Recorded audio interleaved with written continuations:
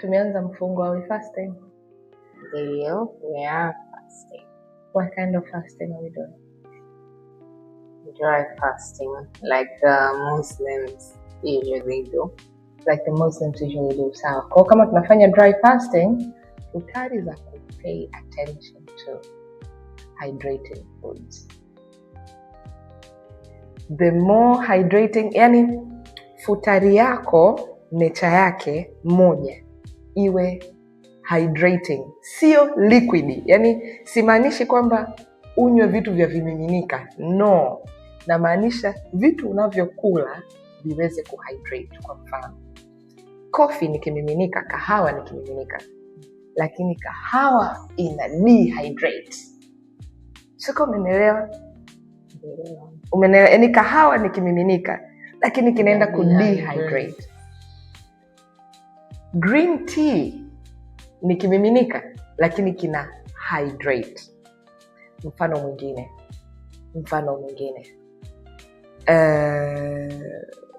Uji wa ulezi ni kimiminika lakini una dehydrate. Ndio maana ukinywa uji tu utatafuta maji yalipo. Yaani ukimaliza bakuli la uji utatafuta maji. By the time unamaliza unasikia kiu kiko hapa, si ndio? Straight up. However, now angalia supu, mchemsho wa samaki. That is hydrating. So unanielewa ninachokisema? Yeah. Kwamba viko vyakula ambavyo ni vimiminika na watu wengi wanafikiria futari lazima iwe chai, uji, sio ni sababu unahitaji kimiminika kabla hujala kitu. Na really meno yako yanasaga. Yaani ukichukua ugali ukautupia hivi mdomoni penye ukimeza ulichoingiza ni kitu kigumu, lakini ukimeza umemeza kimiminika kwa sababu umeshavunja umekitafuna, si ndio? So that's not the concept really, kwamba ule vitu vigumu ama unywe chai. No.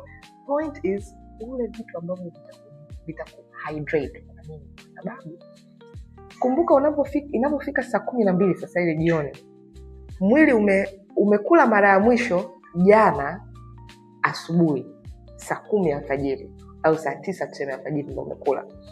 Alafu ukarudi kulala, umeamka zako saa 12, umeishi siku nzima hujanywa maji wala hujala chochote. Kwa mwili unakuwa haujafika yale mahitaji yake ya nutrients. Yani kwa kuwa umekaa siku nzima hujanywa, then mwili unakuwa hujapata maji ya kutosha, unakuwa hujapata virutubisho vya kutosha, na unakuwa energy levels pia zimekuwa depleted. Kwa hiyo lengo la futari sio wewe kushiba, sio wewe kufungulia. Lengo la futari ni kwenda kuupatia mwili vile virutubisho vilivyokosa muda wote. So jiulize, muda ule wakati unakamata ile kalmati na uji sijui wa nini umetiwa pilipili manga unanukia, hapo una chapati, hapo una chai ya maziwa, hapo una mandazi, hapo una kalmati, vyote vimeungwa na iliki na tangawizi na nini, very spicy, very sugary. You're not giving your body it. So what is going to happen? Leo utashiba, utakula usiku utashiba. Chungu kinachofuata, unahitaji chungu au jungu? Yani the next day, mfungwa the next day, you will be so moody. Kwa sababu hukuupa mwili chochote zaidi ya sugar. Yeah. That's it. Ndio hicho hukupatia mwili. Hujapatia mwili sijui a little bit of magnesium, a little bit of sijui protein, a little bit of phosphorus. Glucose. Kula wanga yenyewe umejazwa na sukari and then umekaangwa na mafuta. That's all umeupa mwili wako. Kwa sasa unajikuta siku ya 4 siku ya 5 unaacha kufunga. You realize mimi bwana siwezi kufunga na kufanya mazoezi sio kufunga, no? You could, ila tu the food choices.